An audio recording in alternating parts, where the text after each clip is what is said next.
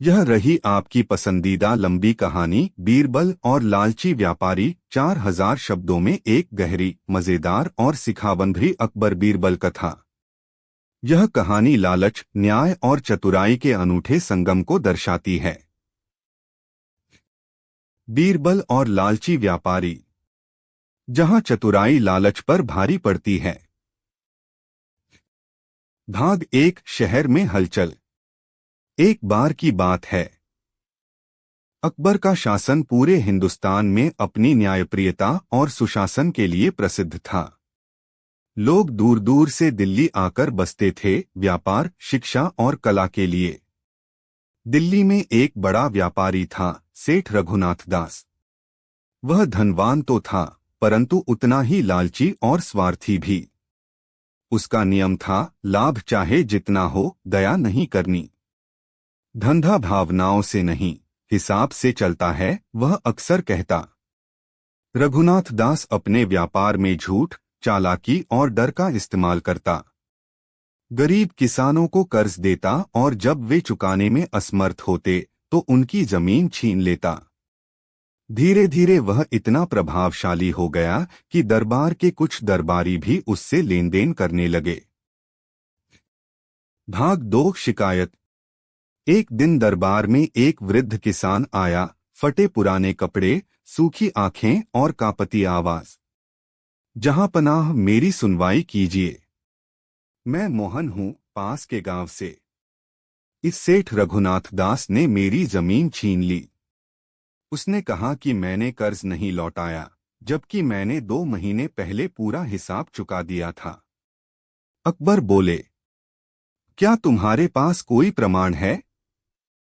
मोहन बोला, साक्ष्य तो नहीं है, पर मैंने चुकाने के समय उसके मुनीम के सामने पैसे दिए थे। राजा अकबर ने बीरबल की ओर देखा। बीरबल, यह मामला तुम्हें सौंपा जाता है। इस व्यापारी की सच्चाई सामने लाओ। बीरबल ने सिर झुकाया। जो आज्ञा, जहांपना। भाग 3। बीरबल की योजना। बीरबल जानता था कि प्रत्यक्ष प्रमाण के बिना सेठ को पकड़ना आसान नहीं है। परंतु बीरबल को 2 चीजों पर भरोसा था। 1. सत्य। 2. सेठ की अपनी लालच।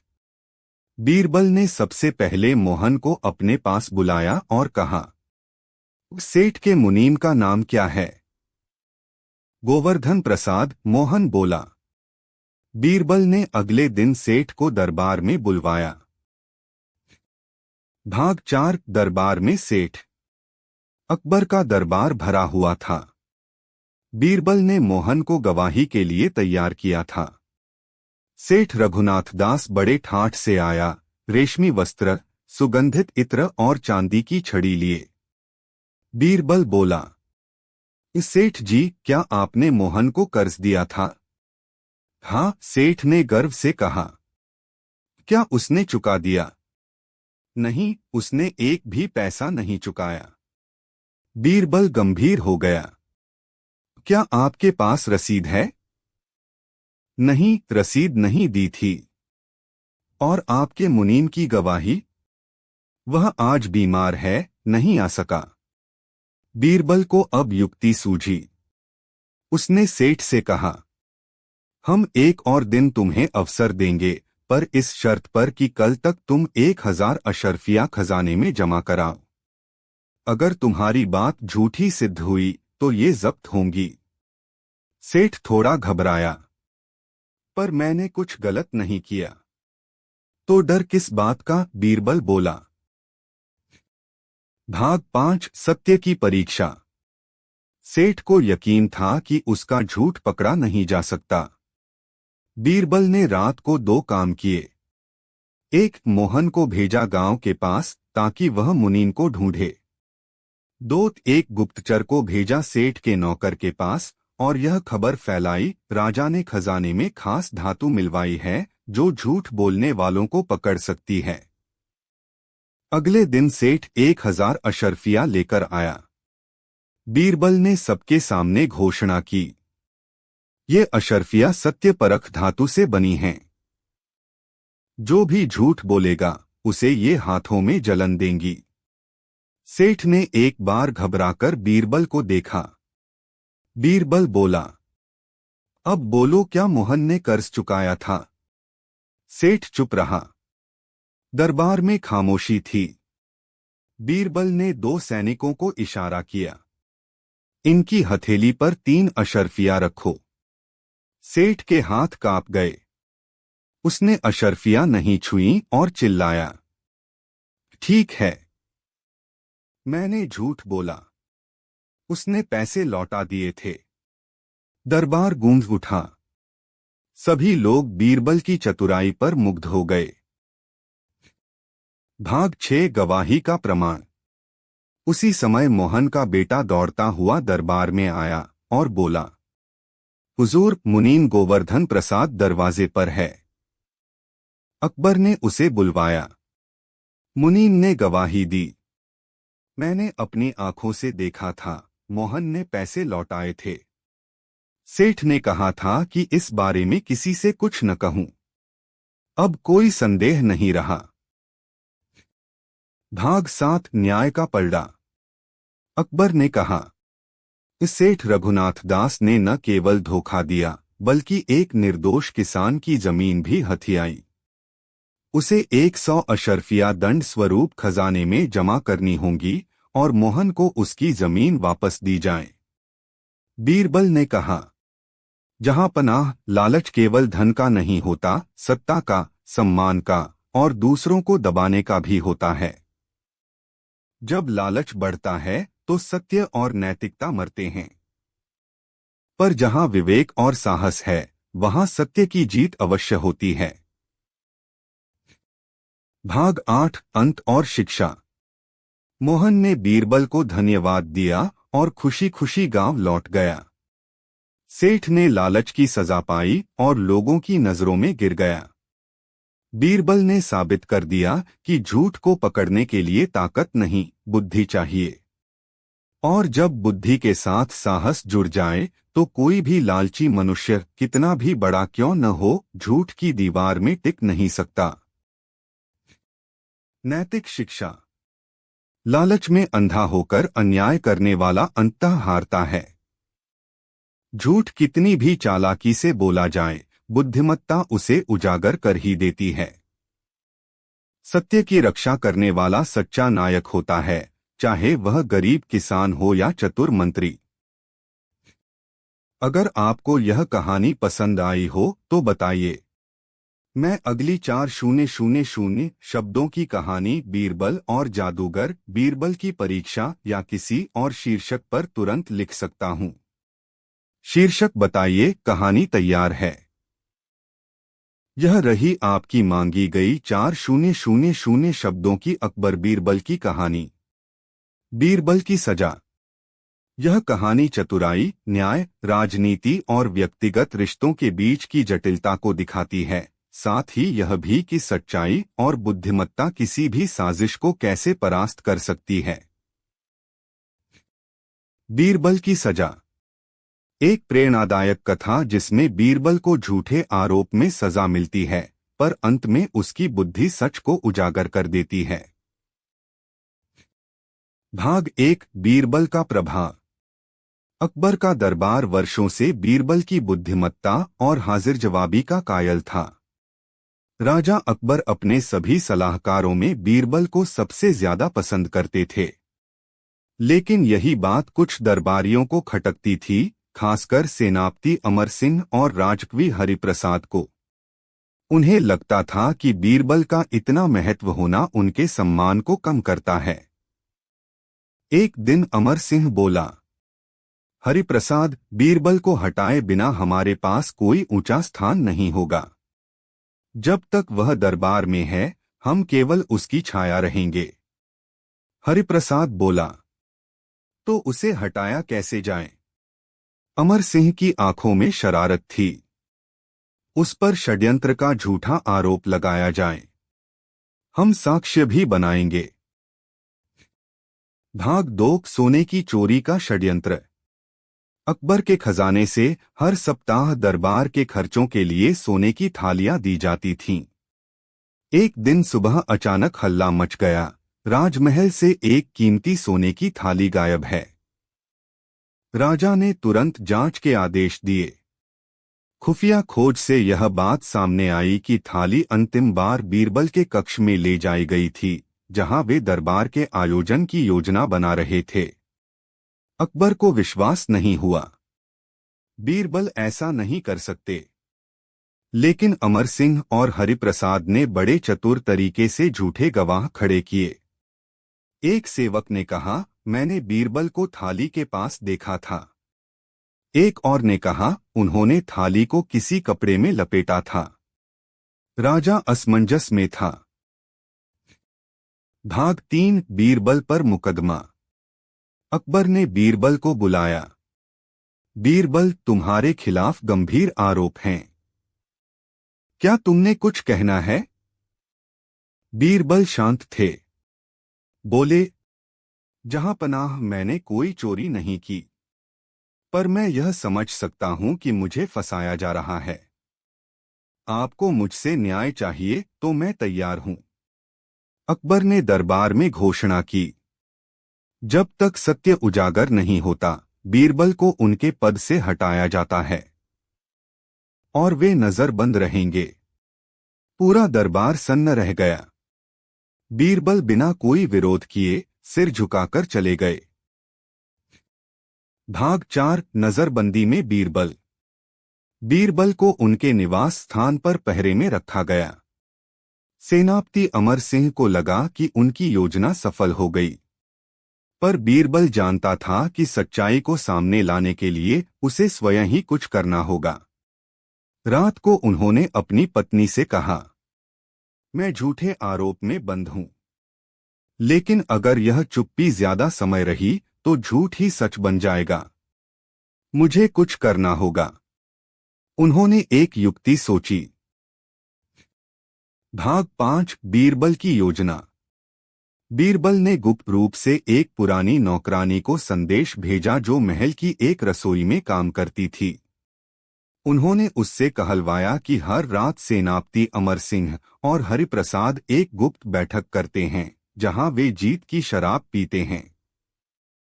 बीरबल ने आदेश दिया, तुम उनके कमरे के पास एक मटका रख देना, जिसमें झरोखे से आवाज सुनकर मैं प्रमाण इकट्ठा कर सकूं।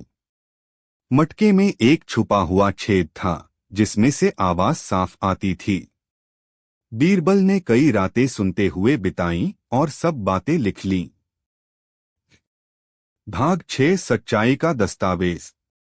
छठे दिन बीरबल ने पहरेदार को बुलाया और कहा, मैं राजा को एक अंतिम पत्र भेजना चाहता हूं। मुझे लगता है मेरे पास कुछ ऐसा है जिसे वह नकार नहीं सकते। पत्र के साथ उन्होंने मटके की गर्दन में बांधी गई एक छोटी यंत्र भी भेजी, जिसमें उनके द्वारा सुनी गई सारी बातें दर्ज थीं। अकबर ने पत्र पढ़ा और यंत्र से आवाजें सुनी। अमर सिंह की आवाज, बीरबल को गिराने में हमें सफलता मिली।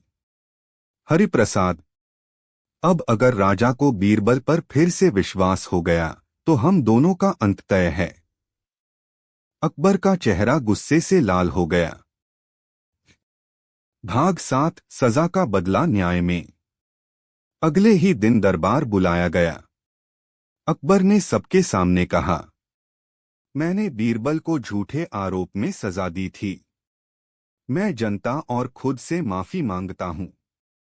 उन्होंने अमर सिंह और हरिप्रसाद को बुलाया। क्या तुम दोनों स्वीकार करते हो कि तुमने बीरबल को फंसाया? दोनों डर गए और सच कबूल लिया।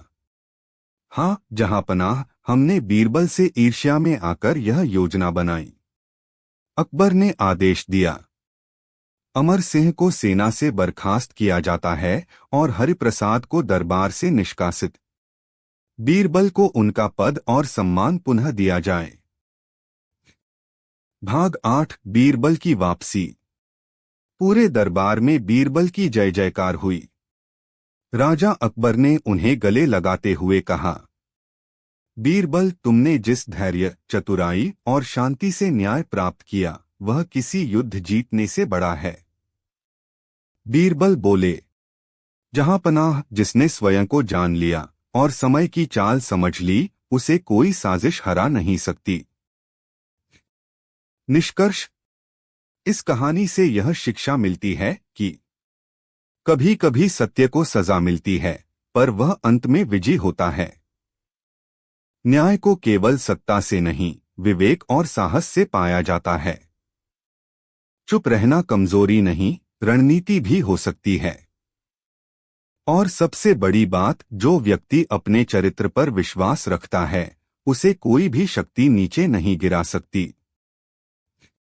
क्या आप अगली कहानी भी चाहते हैं? कोई और शीर्षक दीजिए, मैं फिर से 4000 शब्दों में नई अकबर बीरबल की कथा प्रस्तुत कर दूं। यह रही 4000 शब्दों में विस्तृत, मनोरंजक और नैतिक शिक्षा से भरपूर अकबर बीरबल की कहानी। सबसे बड़ा मूर्ख कौन? सबसे बड़ा मूर्ख कौन? एक शिक्षाप्रद कथा जो दिखाती है कि सच्चा बुद्धिमान वही है जो समय पर अपनी भूल को पहचान ले। भाग 1, अजीब सवाल। अकबर का दरबार सजा था। गर्मियों की सुबह थी। पक्षियों की चहचहाहट, बगीचों से आती ठंडी हवा और महल की भव्यता पूरे वातावरण को आनंदमय बना रही थी। राजा अकबर हर दिन की तरह राजकाज निपटा रहे थे, तभी उनका ध्यान कुछ चिंतन की ओर चला गया। उन्होंने पूछा, क्या इस दुनिया में सबसे बड़ा मूर्ख कोई हो सकता है? और यदि हो सकता है तो वह कौन होगा? सभी दरबारी चुप हो गए। किसी के पास इसका स्पष्ट उत्तर नहीं था। कुछ दरबारी हंसने लगे। किसी ने कहा, मूर्ख तो हर गली में मिलते हैं, जहांपना।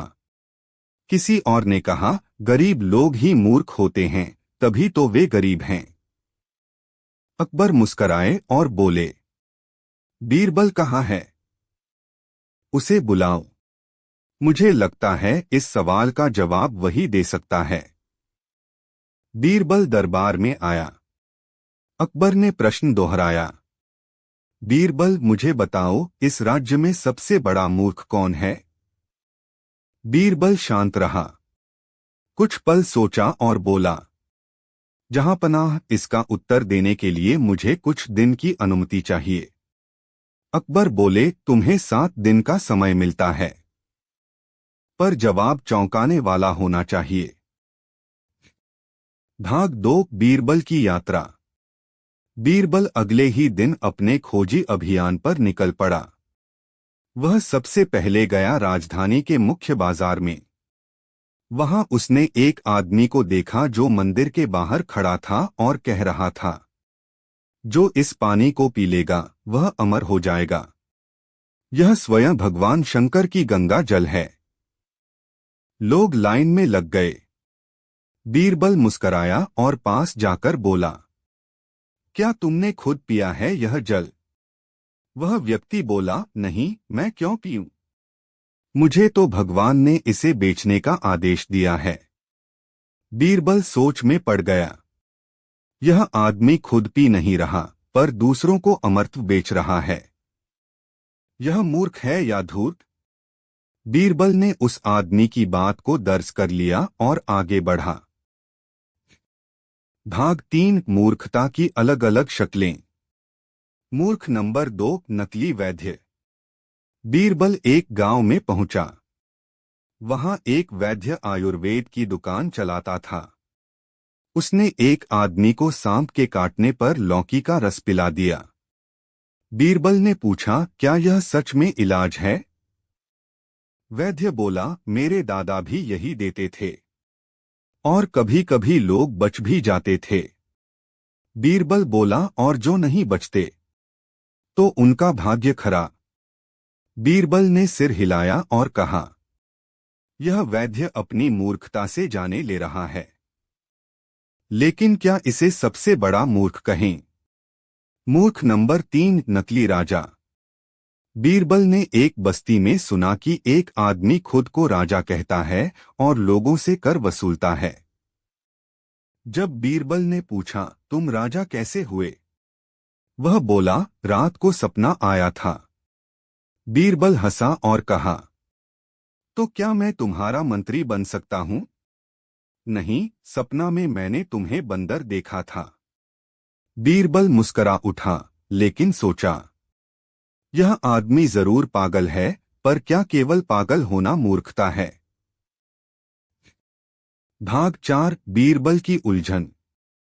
5 दिन बीत चुके थे। बीरबल ने दर्जनों लोगों से मुलाकात की। किसी ने अपनी सारी जमीन इस उम्मीद में दान कर दी कि भगवान उसे 10 गुना लौटाएंगे। किसी ने अपने बेटे को सिर्फ इसलिए मार दिया कि वह अशुभ राशि में पैदा हुआ था। एक व्यापारी ने सारी पूंजी एक अफवाह पर निवेश कर दी और कंगाल हो गया। पर बीरबल का मन कहीं ठहरता नहीं था। उसे लग रहा था कि ये सब मूर्ख हैं, पर सबसे बड़ा मूर्ख कौन है, इसका उत्तर कहीं और है। भाग 5 अंतर्मन की आवाज। छठे दिन बीरबल लौट रहा था। रास्ते में उसे एक बूढ़ा भिखारी मिला। वह बैठा था एक टूटी झोपड़ी में, जिसके बाहर लिखा था, जो मुझे 100 मोहरे देगा, उसे मैं स्वर्ग में जगह दिलवाऊंगा। बीरबल पास गया और पूछा, तुम्हारे पास क्या प्रमाण है? मेरे गुरु ने कहा था, और मैंने 40 साल तपस्या की है। पर तुम खुद भिखारी हो, इसलिए तो मैं स्वर्ग में जाऊंगा। बीरबल कुछ सोचने लगा। तभी उस भिखारी ने कहा, तुम भी अगर 100 मोहरें दोगे तो मैं तुम्हारे लिए प्रार्थना करूंगा। बीरबल को लगा जैसे उसके भीतर बिजली दौड़ गई हो। लोग इतने सरल, भोले और अंधभक्ति में अंधे हो सकते हैं? और जो ऐसे लोगों को मूर्ख बना रहा है, वह सबसे बड़ा मूर्ख है या सबसे बड़ा पापी? भाग 6 दरबार में वापसी। 7वें दिन बीरबल दरबार में पहुंचा। सभी दरबारी उत्सुक थे। अकबर ने पूछा, तो बीरबल, क्या तुम सबसे बड़ा मूर्ख खोज लाए? बीरबल ने मुस्कराते हुए कहा, जहां पनाह, मैं बहुत लोगों से मिला, जो अपने धन, बुद्धि और आत्मा को खोते जा रहे हैं, जो बिना सोचे समझे दूसरों की नकल करते हैं, जो ढोंगी बाबाओं पर विश्वास कर जीवन गंवा देते हैं, जो दूसरों को मूर्ख बनाने के चक्कर में खुद मूर्ख बन जाते हैं। अकबर बोले, पर उनमें से सबसे बड़ा मूर्ख कौन? बीरबल ने गहरी सांस ली और कहा, जहां पनाह, सबसे बड़ा मूर्ख वह है जो अपनी गलती को पहचान कर भी उसे दोहराता है, और उससे भी बड़ा मूर्ख जो दूसरों को मूर्ख बनाने के लिए ज्ञान, धर्म और श्रद्धा का उपयोग करता है। अकबर बोले, क्या तुम किसी एक को दिखा सकते हो? बीरबल ने दरबार के एक पंडित की ओर इशारा किया, जो पिछले हफ्ते दरबार में कह रहा था कि सूर्य पृथ्वी के चारों ओर घूमता है। बीरबल बोला, यह वही पंडित है जो ज्ञान देता है, पर खुद अपनी मूर्खता को नहीं सुधारता और जनता को भ्रम में रखता है। अकबर चौंक गए। बीरबल आगे बोला, जहां ज्ञान के नाम पर अंधविश्वास फैले,